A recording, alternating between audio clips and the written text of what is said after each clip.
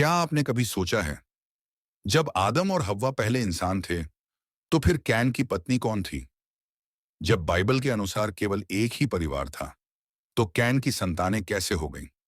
क्या बाइबल ने कुछ छिपाया है, या हम ही उसे पूरी तरह नहीं समझ पाए? आज हम उस सच्चाई को उजागर करेंगे, जिसे जानना जरूरी है, ताकि हम बाइबल के रहस्यों को समझ सकें। उत्पत्ति 4 के 1 से 2 में लिखा है, फिर आदम ने अपनी पत्नी हव्वा से संबंध बनाया, और वह गर्भवती हुई, और उसने कैन को जन्म दिया। फिर उसने हाबिल को जन्म दिया। यह पृथ्वी पर जन्म लेने वाले पहले 2 बेटे थे, कैन और हाबिल। लेकिन जैसे जैसे समय बीतता है, एक दुखद घटना होती है। कैन अपने भाई हाबिल की हत्या कर देता है। परमेश्वर उसे शापित करता है, और वह नूद नामक देश में चला जाता है। पर यहाँ एक बड़ा प्रश्न उठता है, कैन ने वहां किससे विवाह किया? उसकी पत्नी कौन थी? क्या पहले से और लोग धरती पर मौजूद थे? उत्पत्ति 5 की 4 में लिखा है, आदम के और भी बेटे और बेटियां हुई। मतलब, बाइबल स्पष्ट रूप से कहती है कि कई बेटे और बेटियां आदम और हव्वा से जन्मी, परंतु नाम केवल कुछ ही पुरुषों के दिए गए हैं, क्योंकि बाइबल की वंशावली व्यवस्था उस समय पुरुष प्रधान थी। तो संभवतः कैन ने अपनी बहन से विवाह किया। कुछ को यह अजीब लग सकता है, लेकिन उस समय यह अनैतिक नहीं था, क्योंकि पृथ्वी पर एक ही वंश था। न तो कोई दूसरी जाति थी, न ही पाप ने शरीर को इतना बिगाड़ा था जितना बाद में हुआ। जी हाँ, अधिकतर बाइबल विद्वान मानते हैं कि कैन ने अपनी बहन से विवाह किया, क्योंकि कैन के समय धरती पर केवल आदम और हव्वा के वंशज ही थे।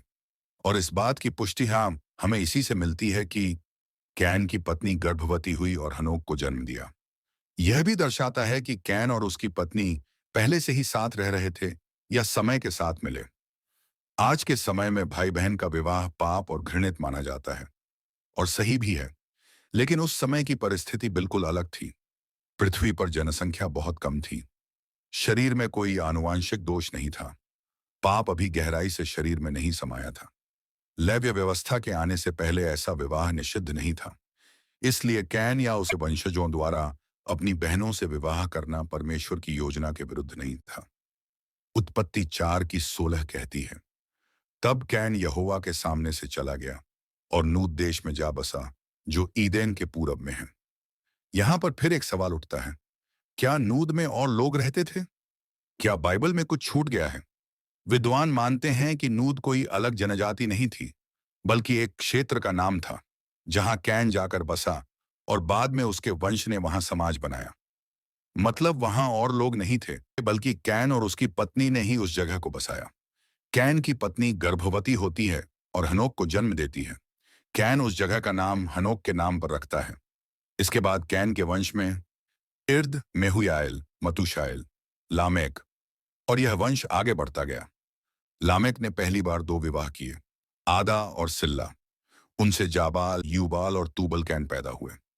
यह दर्शाता है कि कैन की संतानें कारीगरी, संगीत, खेती आदि में माहिर थीं। जब कैन ने हाबिल को मार दिया, तो आदम और हव्वा ने एक और पुत्र को जन्म दिया, जिसका नाम था सेठ। सेठ वह वंशज है जिससे आगे चलकर नूह, नीति, अब्राहम और यीशु मसीह तक की वंशावली जाती है। इसका मतलब, परमेश्वर ने धार्मिक और उद्धार की योजना को कैन के बजाय सेठ की वंश में रखा। इसलिए बाइबल कैन की वंशावली को ज्यादा विस्तार नहीं देती। कुछ लोग मानते हैं कि शायद आदम और हव्वा के पहले भी लोग रहे होंगे, पर बाइबल हमें स्पष्ट करती है। 1 कुरिन्थियों 15 की 45, पहला मनुष्य आदम बना। इसका मतलब, आदम ही पहला मनुष्य था। परमेश्वर ने सबसे पहले उसी को बनाया, फिर उसी से हव्वा को रचा। तो पूर्व आदम जाति का कोई प्रमाण बाइबल में नहीं है। कैन की पत्नी को लेकर विवाद इसलिए होता है क्योंकि बाइबल हर बात विस्तार से नहीं बताती, पर उसका उद्देश्य है पाप में गिरे हुए मनुष्य को उद्धार की ओर ले जाना। बाइबल हमें यह नहीं सिखाती कि कैन की पत्नी कौन थी, बल्कि यह सिखाती है कि पाप से कैसे छुटकारा मिले। कैन का जीवन एक चेतावनी है।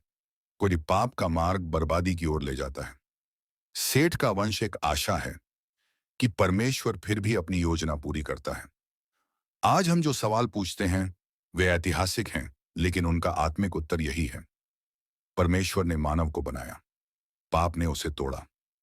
उद्धार की योजना यीशु में पूरी हुई। कैन की पत्नी कौन थी?